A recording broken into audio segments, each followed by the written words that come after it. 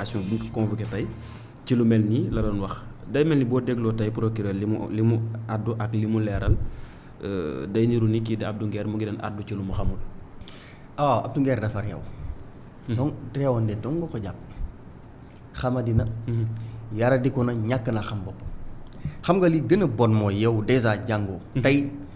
amaana sa tur sax buñ ko bindoon fii mën nga koo bañ a liir mu baax.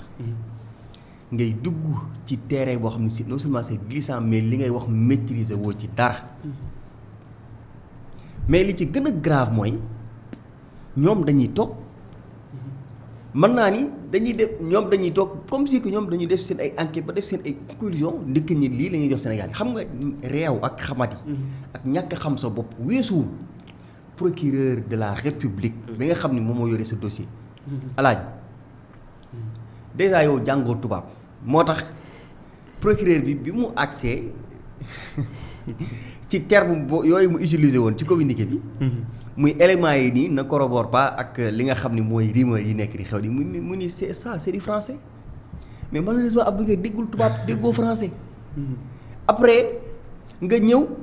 di naan gëwma li procureur bi wax li procureur bi wax li autopsie bi wax laa gëm alors que procureur bi amul fenn yoon foo xam ne weddi na li autopsie bi wax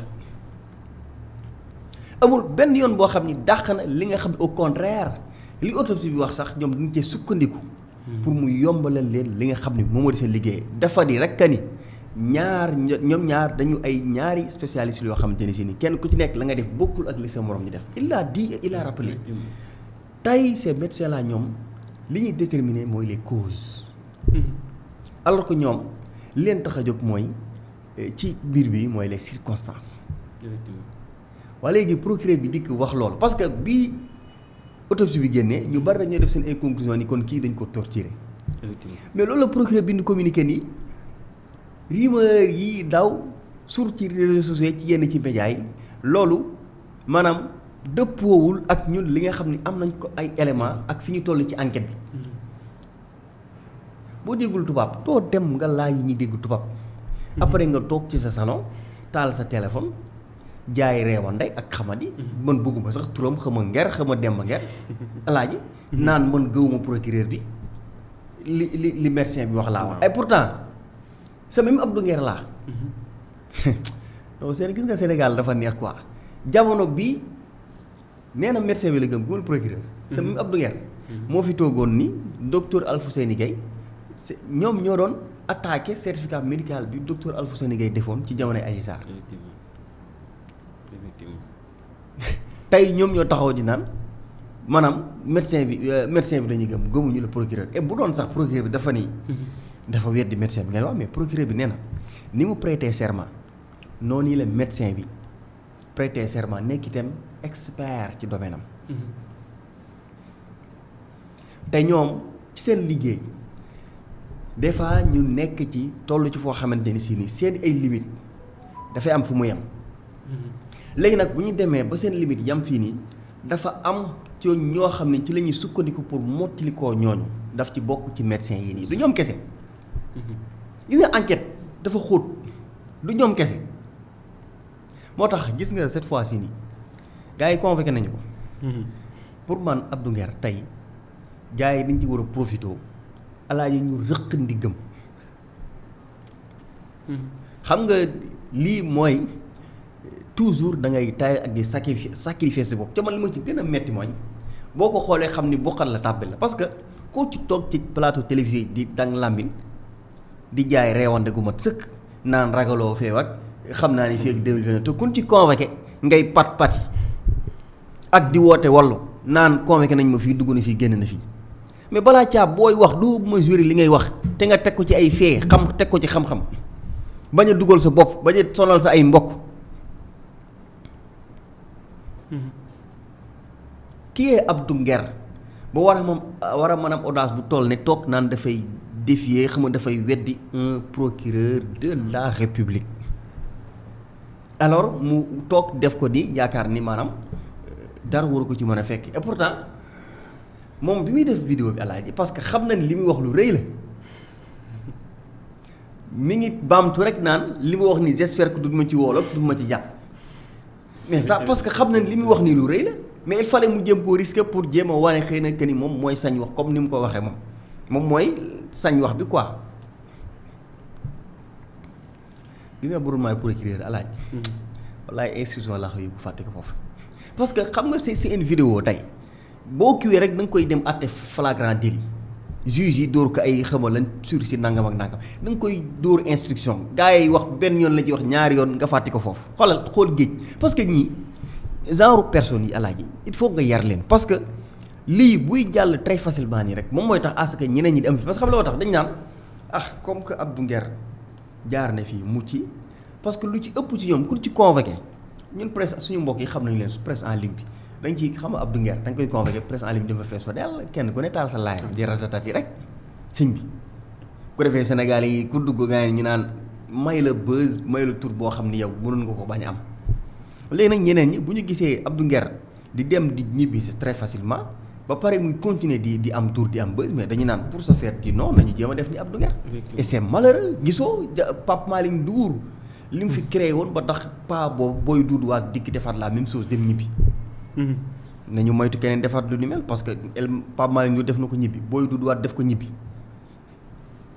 loolu moo nekk di xew ci cas bii nii ci côté Abdou Nguer bi ak ay xam Ameth Ndoye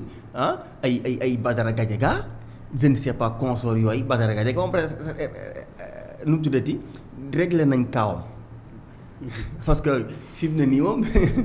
mi ngi il est dans une prison à ciel couvert génnee nañu ko mais di foo ko dégg ko fenn pour man noonu la ñu war a régler kaawu ñii parce que nag Abdou Nguer bu ñu fàtte ni instant bi même boo ko takkaloon bracelet bi muy mën a toog ci këram di wax parce que dafa wut seen boppam Dakar boobu laa doon mu ñëw tur Dakar 18 boobu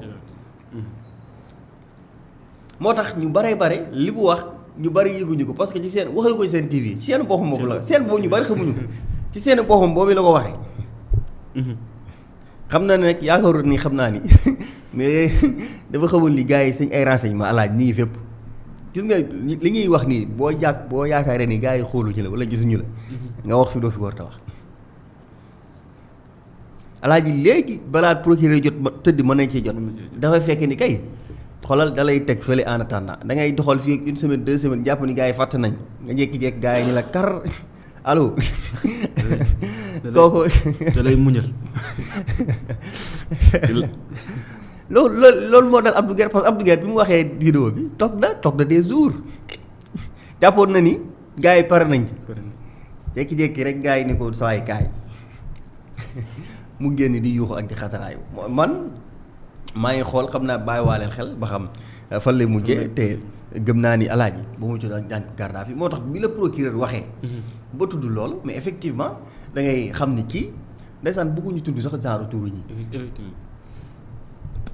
parce que ñii dañu Abdou Nguer lan la tekki ci réew mi Abdou Nguer bi doon xas Bougane bërki Dembo Ndiaye naan ko gëmoo dara alaaj sa Abdou Nguer bii doon xas Bougane Gueye Dany bërki Dembo Ndiaye vaar baa ngi fi naan ko Bougane gëmul dara day def lii day def laa tey moom moo dem laxasoo Bougane nii parce que ay internet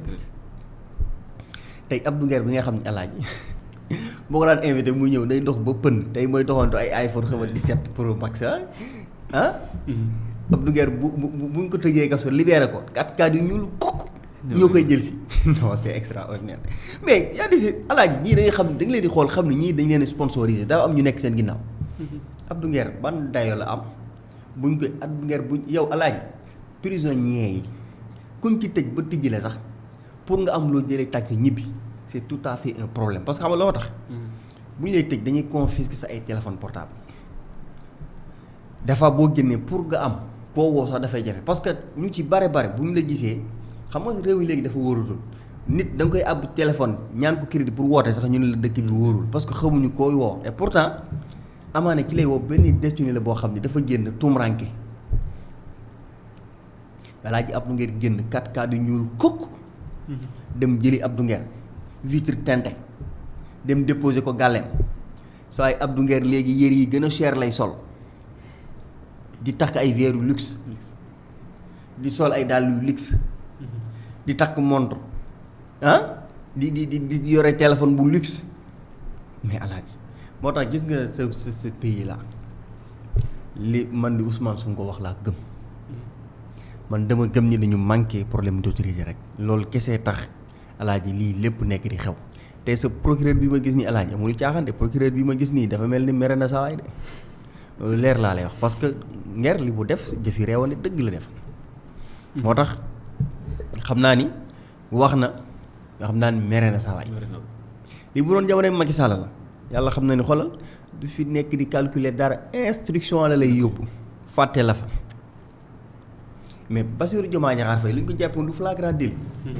Macky Sall instruction la ko yóbbu woon mu def fa 11 mois ak ñeneen pour man loolu ñi ñëw genre booy yi ñoo ko gën a yàlla et puis yow koor jii di ñëw sax ndeysaan ngay wax fii di jéem a jaay reewande ba dugal sa bopp pour intérêt wu ñenn ñi yow ñi ngay waxal ak ñi tax ngay wax ñoom ñi ngi toog seen ay bureau climatisé kenn déggu leen yow nga wër dëkk bi sëñ bi di wax di jaay reewande moo tax it conséquences yaa ngi ni alaaji waaw